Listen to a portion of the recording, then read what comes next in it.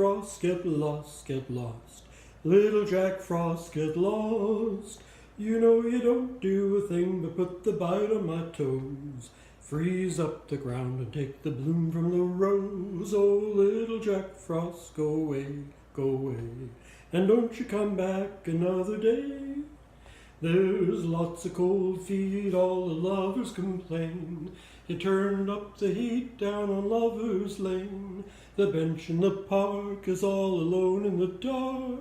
So little Jack Frost, get lost, get lost. Little Jack Frost, get lost.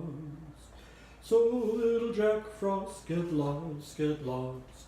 Little Jack Frost, get lost. You don't do a thing but the bite on my toes. Freeze up the ground and take the bloom from the rose. So little Jack Frost, go away, go away. Little Jack Frost, go away. Anyway, what does that have to do with cooking? Well, absolutely nothing. But here in the beautiful town of Regina, city of Regina, today is a nice warm -9 degrees Celsius, or if you prefer Fahrenheit, about 15 degrees Fahrenheit, and it's windy and snowing. If it was snowing a little harder, we would probably have a blizzard on our hands, but it's just snowing and blowing and very cold. So let's turn up the heat in the kitchen and get on with what we're making today, which is frittata stuffed peppers. Now, if you know, a frittata is kind of a cross between a quiche and an omelet. It's an Italian dish. It is a lovely thing to make because you can vary it so much. Your basic ingredients are eggs and milk or eggs and cream, but then what you want to add to it from there is totally up to you. And what I'm going to do today is we're going to mix up our frittata and then we're going to put it in some half bell peppers. Now, again, you can use whatever kind of bell pepper you like, green, red, orange, yellow. I've got one yellow and one orange. And basic rule of thumb is 1 egg per half pepper. So in other words, and again, it'll depend on the size of your eggs, whether you have small eggs, medium, large, extra large, and the size of your bell peppers as to how much you can put in them. So you'll have to play this by well, I can say by ear, but that might be kind of messy on the side of your head. But maybe just use rule of thumb because you can always stir with your thumb, right? Alrighty. So what we're doing today, I've got 2 bell peppers cut in half, cleaned, seeded. I've got my oven preheating to 350 degrees Fahrenheit. And so using the rule of 1 egg per half, we have 4 eggs. I'll put those in our bowl.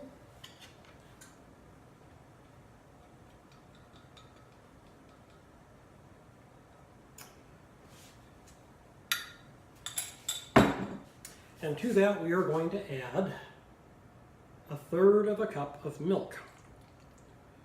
Now, what's the rule on the milk? Well, again, it's a little bit by playing it by rule of thumb, because it depends how runny you want your mixture. The more milk or cream, the thinner your mixture gets.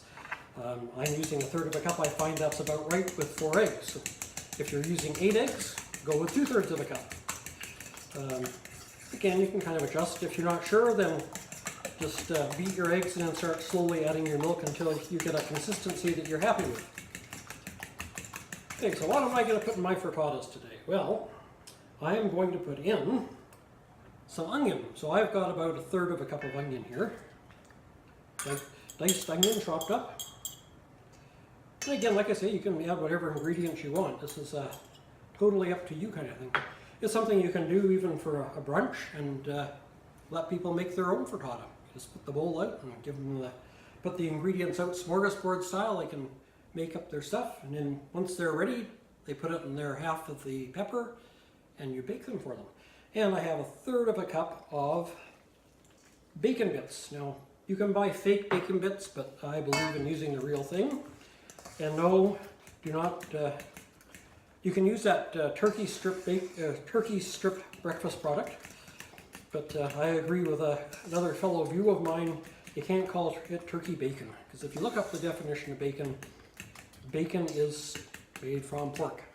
That's according to Merriam-Webster's and the Oxford English Dictionary. But anyway, whatever kind of meat you want. You can use ham, you can use bacon bits, you can use turkey, chicken, a little bit of ground beef if you've got it, or you can leave any kind of meat out altogether. Unfortunately, you can't make this vegan because you're using eggs, but you can make it sort of quasi-vegetarian. I'm going to add some chopped up broccoli flowerets. I chop them up quite fine. Let's grab my spatula here, because you want them to blend throughout your frittata. So if they're too big, they're not going to do that. They're just going to sink. So chop them up, and you've got broccoli flowerets chopped. And we'll just blend those in nicely. And then salt and pepper to taste. Now I've got here a pinch of pepper and a pinch of salt. So depends how big your fingers are, how much as to what a salt pinch is. But I just had these blended together in the same bowl. And we're going to mix them in. And now I have a half teaspoon of basil and a half teaspoon of tarragon. Now again, spices are up to you. You may just want to use, say, some Italian seasoning, or maybe want to leave the spices out altogether. But once we've got those in there, we'll blend that in nicely. Those out of the way here. Now cheese, you're going to want grated cheese. And what kind of cheese you use, again, will change your flavor. You can use Parmesan, you can use cheddar, anything you can shred basically. So I'm going to put a little bit of cheddar into the mix, but then I'm going to save some to garnish the tops before I bake it. So we'll mix that in. Maybe just a little bit more. And of course you all know before we start this, we've all washed our hands, right? I'm going to put in the rest of my bacon bits there. Mix them in, and there we go. We have this lovely mixture to look into. All right, we'll take our fork out of here, and we can bring over our pepper halves. Now I'm just going to move the camera and tilt it down so you can see what's going on here a little better, okay? So hang on, don't get motion sickness now. We're coming around over here. There we go. And now we're going to tilt you down. How's that look? There we go. Everybody see okay? Anybody need some gravel or that's not what you call it in the States. I still got a little bit of water in that one. Shake that out. What do you call it in the States? Not gravel. Up here in Canada, it's gravel. And in the States it is, I should know this because I used to live in the States, but it's not coming to me. It's the motion sickness pill. Dramamine. Dramamine, that's what it is. Alrighty, so we have our lovely mix to put inside. I'll set my spatula off to the side for a moment. And what I'm going to do is I'm going to use, if I can find it hiding in here, a large serving spoon. And so we're just going to start putting our mixture into our pepper halves. Now I have mine sitting on parchment paper. It just makes cleanup that much easier in the end. And we'll spoon our mixture into our pepper shells. Now, where this can get a little dicey is trying to get your pepper shells to sit level. And of course, they're not going to want to do that. So what that means is you're probably not going to get a full half shell unless you have some way of propping your pepper up.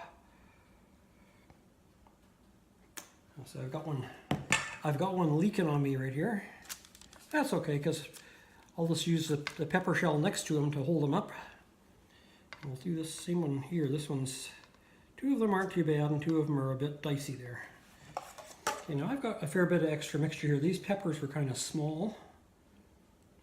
Of course, this time of year we get our peppers from California. And it's okay if it leaks out on the parchment paper because it'll be easy to clean up afterwards. Now I think I got that one sitting level, but I need to get this one kind of sitting level too. They are not cooperating, what can I say?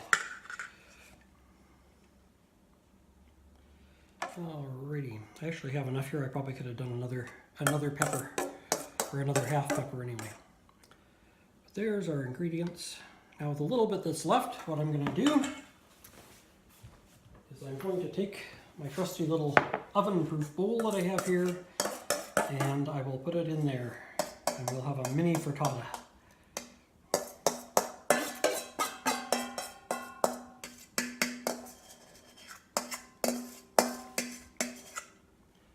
There we are. So these are ready to go in the oven almost. We'll just put a little bit of cheese on the top. Like I say, if it leaks out a little bit onto your parchment paper, don't worry about it. It'll just be a little extra something to eat afterwards. And the reason I'm using the parchment paper is it keeps it from sticking to the pan and makes cleanup a lot easier. So you can use tin foil as well. I just prefer parchment paper because while things will stick to tin foil, they very seldom stick to parchment paper. All right, so these are ready to go into the oven. So I'm going to put you back where you were, so hang on to your hats. We don't want to lose them on the move. There we go. Move that back up to about there. How's that? And our oven is ready, so let's put our frittata stuffed peppers in the oven.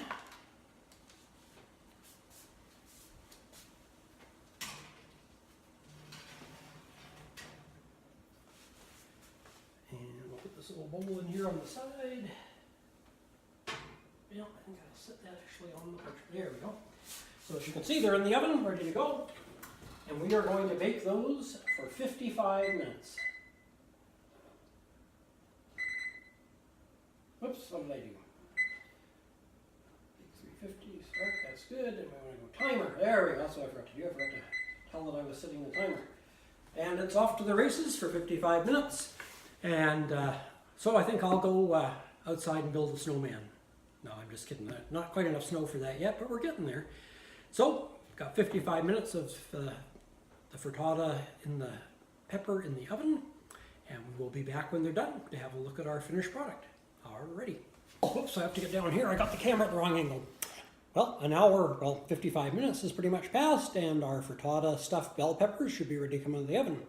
I used the time while we were waiting to mix up a batch of, or batter for a banana bread, so it cooks at 350 as well. So I'll pull this out, put the banana bread in, and we'll be good to go.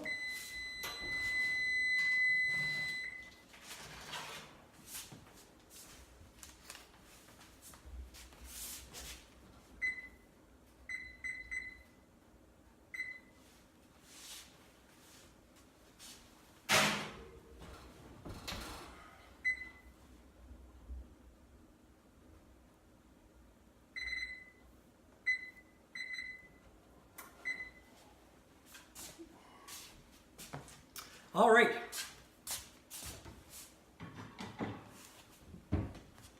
We now have our lovely peppers. Well, and one, whoops. So I'm going to keep that on the hot pad because I don't want to damage my countertop. Split the camera up a little bit here.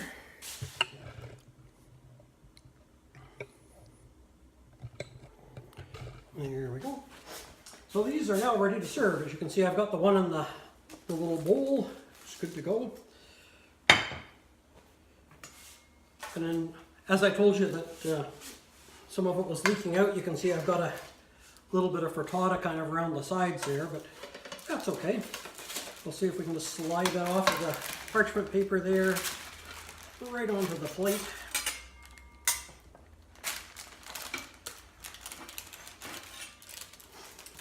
Yeah, fairly easy cleanup. You have to scour the pan a bit, but for the most part, the mess stayed on the parchment paper.